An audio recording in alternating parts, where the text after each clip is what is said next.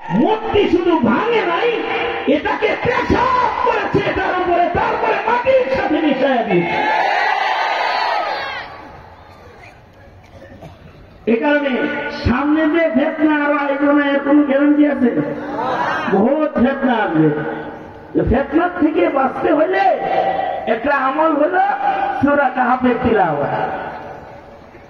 সূরা কাহাফ তো 2-3 লাইন পূর্বলার মতো। কয় পৃষ্ঠা হবে সবটা? হ্যাঁ, 12 পৃষ্ঠা মাত্র। এই 12 পৃষ্ঠার সূরা কাহাফ তো কলেজে পড়লেই পড়া যায় নাকি? কোন এমনি পাস করলে পড়া যায় না? ডাক্তার ইঞ্জিনিয়ার হইলে পড়া যায় না? কি পড়া যায়? বিশুদ্ধ করে পড়া যায় এমনি পাস করলেই? হ্যাঁ, এইটা বিশুদ্ধ করে খালি চিল্লা লাগাই পড়া যায় না। এইটা পড়তে মাদ্রাসায় পড়তে হয়, বিশুদ্ধ করে পড়তে, সুন্দর করে পড়তে, অথবা মাদ্রাসাওয়ালার খাপ ছাত্র হইতে হয়, তখন সে পারে, তখন সূরা কাহাফ পড়তে পারে।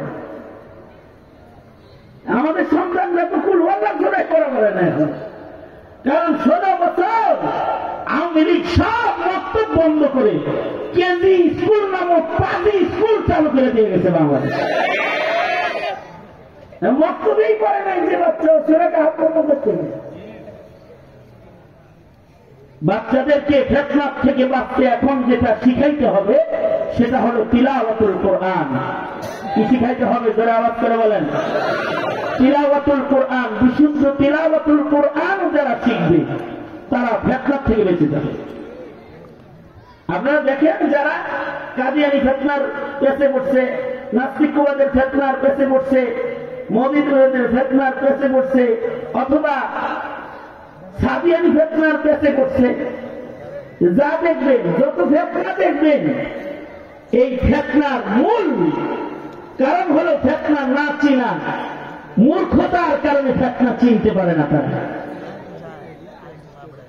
আর ফিতনার থেকে বাঁচতে, ফিতনা মুক্ত জীবন গড়তে ইলমে দিন লাগে, কমাস কম সূরা কাহাফ তিলাওয়াত করার যোগ্যতা লাগে। কি লাগে?